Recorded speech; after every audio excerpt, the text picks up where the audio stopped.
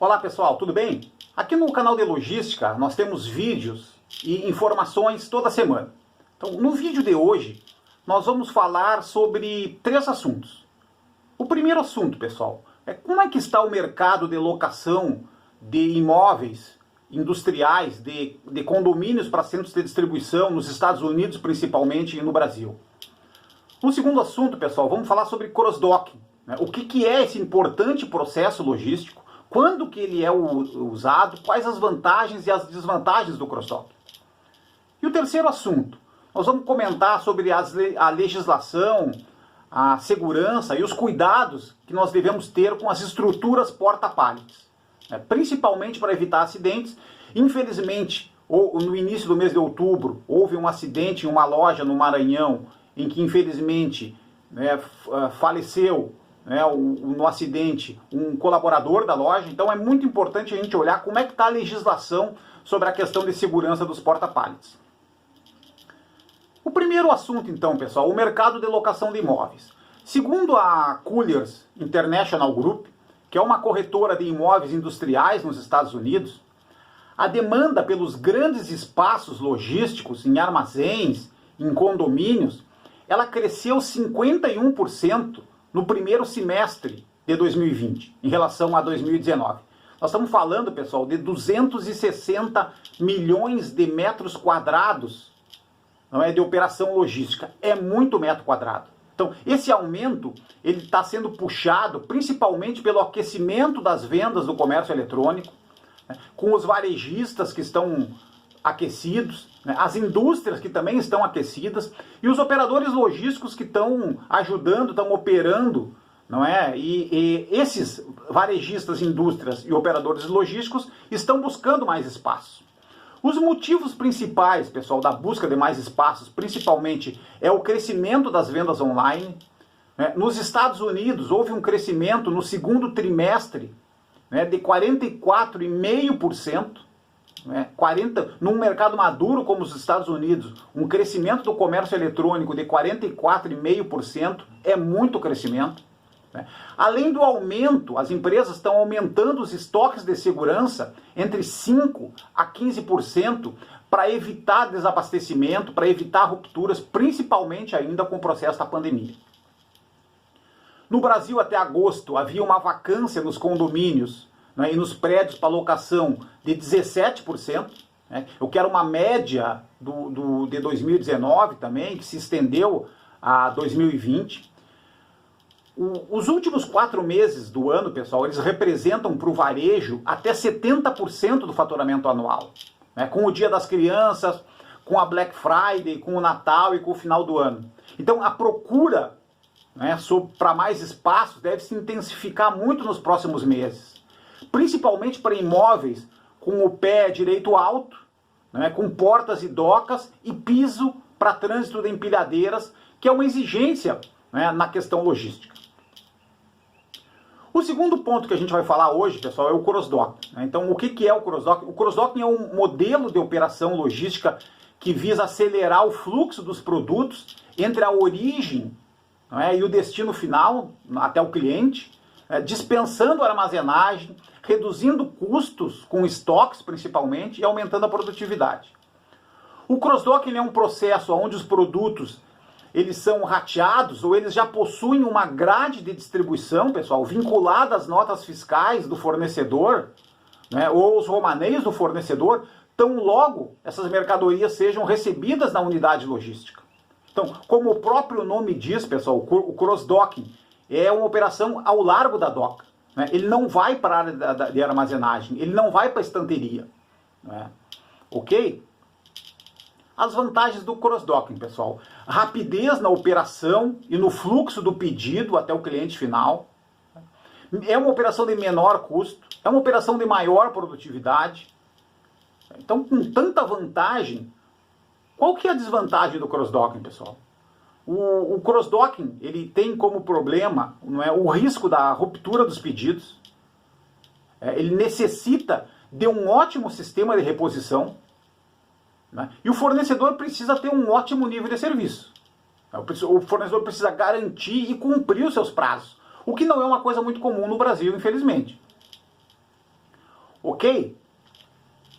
O terceiro assunto, pessoal, a questão dos porta-pallets. Vamos falar um pouquinho da legislação, dos cuidados e da segurança.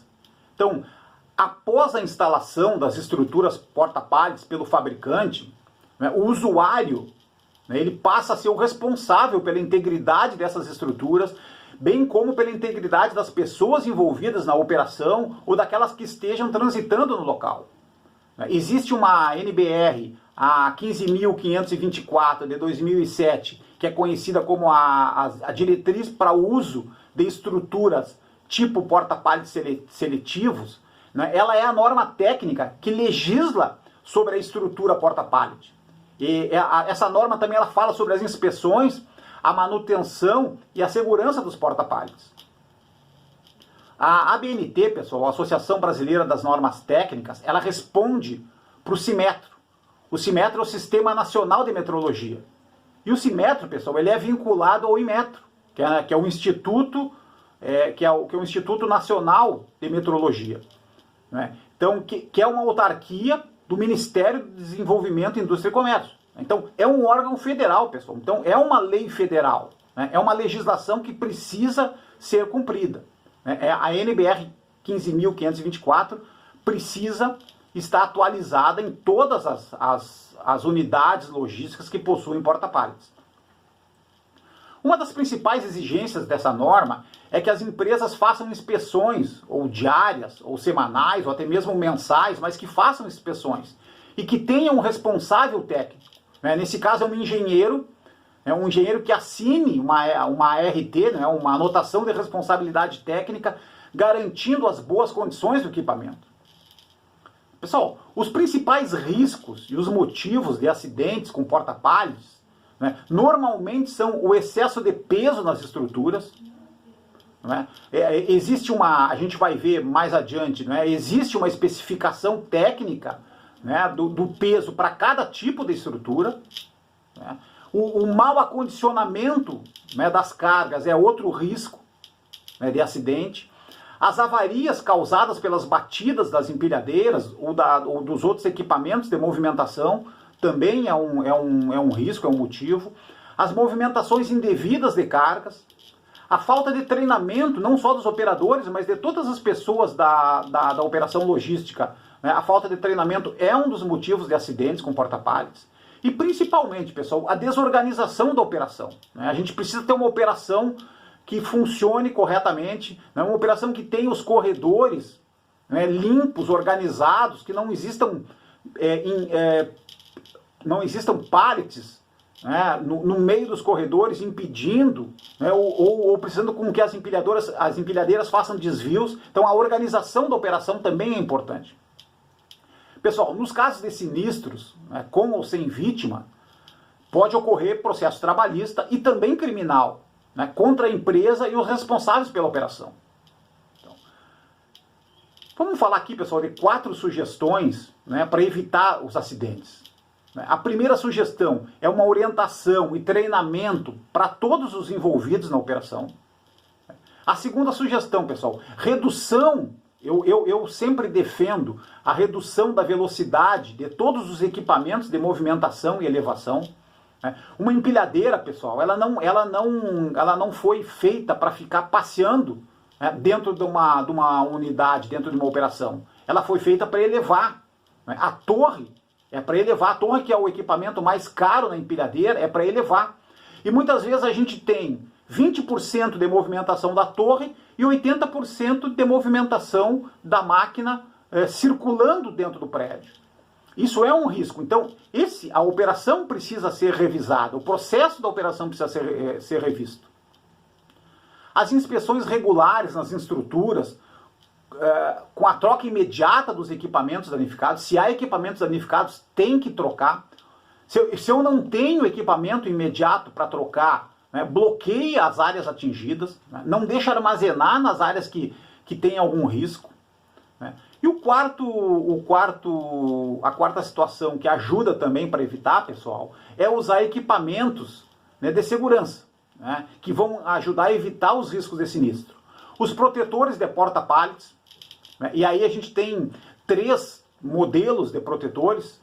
né, o protetor de pé, a caneleira na parte de baixo ali. Né? Então, são equipamentos que ajudam bastante, não é, evitando o dano na estrutura, evitando o dano principalmente no montante. O correto travamento das longarinas, né, quer seja por parafuso, quer seja por gancho, como é como está na figura aí, pessoal, é fundamental. É fundamental que a longarina ela não se mova, né, da estrutura porta-pallet, que a longarina não se mova do montante.